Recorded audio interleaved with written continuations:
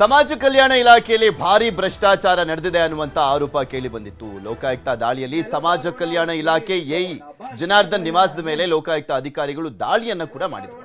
ದಾಳಿ ವೇಳೆ ಅಪಾರ ಪ್ರಮಾಣದ ನಗದು ಪತ್ತೆಯಾಗಿತ್ತು. ಆದ್ರೆ ಇವತ್ತು ಜನಾರ್ದನ್ ಮತ್ತೆ ಕೆಲಸಕ್ಕೆ ಹಾಜರಾಗಿದ್ದಾರೆ. ಜನಾರ್ದನ್ ಅನ್ನ ಕೆಲಸದಿಂದ ವಜಾ ಮಾಡುವಂತೆ ಆಗ್ರಹಿಸಿ ಕೆಆರ್ಎಸ್ ಪಕ್ಷ ಆಗ್ರಹಿಸಿದೆ.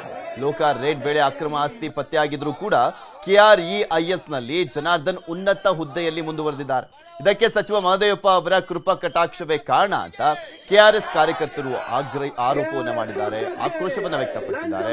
ಕೂಡಲೇ ಜನಾರ್ದನ್ ಅನ್ನ ಕೆಲಸದಿಂದ ವಜಾ ಮಾಡಬೇಕು, ಜನಾರ್ದನ್ ವಿರುದ್ಧ ಉನ್ನತ ಮಟ್ಟದ ತನಿಖೆ ಆಗಬೇಕು ಅಂತ ಪ್ರತಿಭಟನಾಕಾರರು ಆಗ್ರಹಿಸಿದ್ದಾರೆ. ಅಂತಂದ್ರೆ ಸಮಾಜ ಕಲ್ಯಾಣ ಇಲಾಖೆಯಲ್ಲಿ ಇವತ್ತು ನಡೀತಾ ಇರುವಂತಹ ಭ್ರಷ್ಟಾಚಾರ ಇವತ್ತು ಯಾರ ಕಣ್ಣಿಗೂ ಬೀಳ್ತಾ ಇಲ್ಲ. ಅಲ್ಲಿ ಒಂದಷ್ಟು ಹಳೆ ಹುಲಿಗಳು, ತಿಮಿಂಗಲಗಳು ಸೇರ್ಕೊಂಡು ಇವತ್ತು ಲೂಟಿ ಮಾಡ್ತಾ ಇದ್ದೇವೆ. ಅದು ಯಾರ ದುಡ್ಡು ಅಂತ ಅಂದ್ರೆ ಹಿಂದುಳಿದ ವರ್ಗಗಳ ಬಡ ಜನರ ಮಕ್ಕಳ ಕಲ್ಯಾಣ ಅಂದ್ರೆ ಶಿಕ್ಷಣ ಮತ್ತೆ ಅನ್ನಕ್ಕೆ ಕೊಡ್ತಾ ಇರುವಂತಹ ದುಡ್ಡನ್ನ ಈ ಕದೀಮರು, ನೀಚರು, ಕಳ್ಳರು ಕದ್ದು ತಿಂತಾ ಇದ್ದಾರೆ. ಸಮಾಜ ಕಲ್ಯಾಣ ಇಲಾಖೆಯ ಸಚಿವರಾಗಿರ್ತಕ್ಕಂಥ ಎಚ್.ಸಿ. ಮಹದೇವಪ್ಪನವರೇ ಇಂತಹ ಒಂದು ಹಗರಣಗಳಲ್ಲಿ ಭಾಗಿಯಾಗಿದ್ದಾರೆ ಅನ್ನುವಂತ ಮಾತುಗಳು ಇವತ್ತು ಕೇಳಿ ಬರ್ತಾ ಇದ್ದಾವೆ. ಜನರ ಕಲ್ಯಾಣಕ್ಕಾಗಿ ಇಟ್ಟಿರುವಂತಹ ದುಡ್ಡನ್ನ ಈ ನೀಚರು ಯಾವ ರೀತಿಯಾಗಿ ಕೊಳ್ಳೆ ಹೊಡೆದಿ ಕೂಡಿಟ್ಕೊಂಡಿದ್ದಾರೆ ಅನ್ನುವಂಥದ್ದನ್ನ ಇಡೀ ದೇಶದ ಜನ ನೋಡಿದ್ದಾರೆ. ಆತ ಏನು ಆದಾಯದ ಗಳಿಕೆಗಿನ್ನ ಹೆಚ್ಚಿನ ಆಸ್ತಿಯನ್ನ ಕೂಡಿಟ್ಕೊಂಡಿದ್ದ ಅಂತ ಹೇಳಿ ಅವನ ಮೇಲೆ ಲೋಕಾಯುಕ್ತವರು ಕೇಸ್ ಮಾಡಿ ತನಿಖೆಯನ್ನ ಪ್ರಾರಂಭಿಸಿದ್ದಾರೆ.